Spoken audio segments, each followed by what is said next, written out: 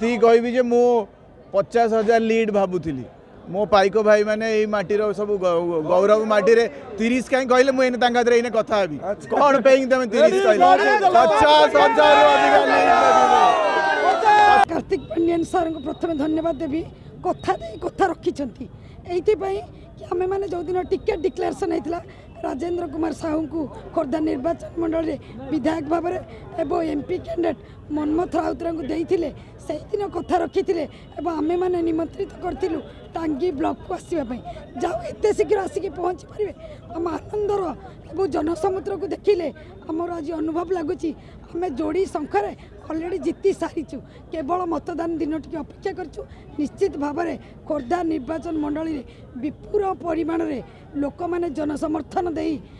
विजयी करेंगे मनमथ राउतरे आमर सांसद प्रार्थी एवं विधायक प्रार्थी राजेंद्र कुमार साहू को यही जनमानसर जनसमुद्र लोक मैंने आशीर्वाद करी चलित निर्वाचन 25 मई तारीख दिन देखईदेवे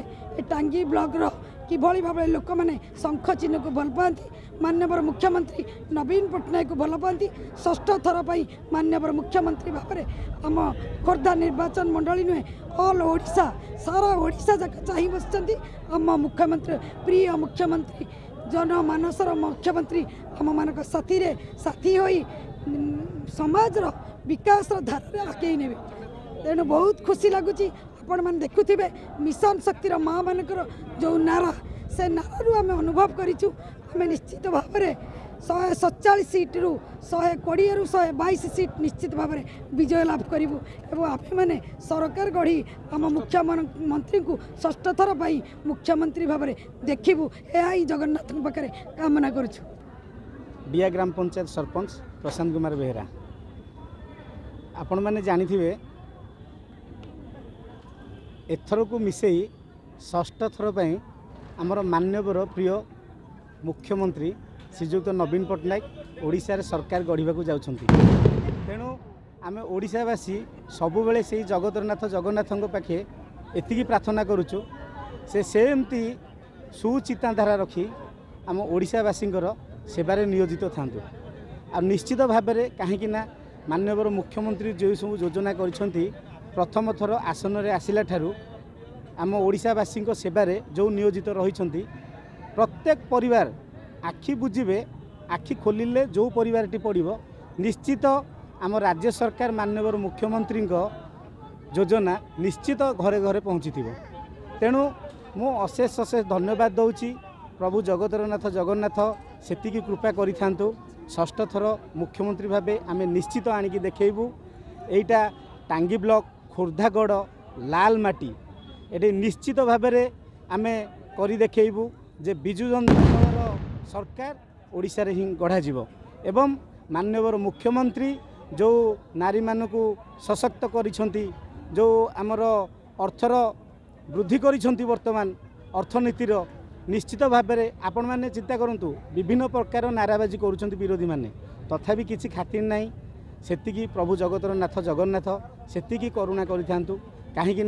आमर माननीय मुख्यमंत्री प्रत्येक घरे प्रत्येक माँ मानू सशक्त करई आपण मैंने चिंता करूँ सारा ओडिशा रे देखंतु माँ मैंने ओढ़ना पकई चुली मूले बसी सी दांड विषय बाहर विषय किसी जान नथिले किंतु वर्तमान देखंतु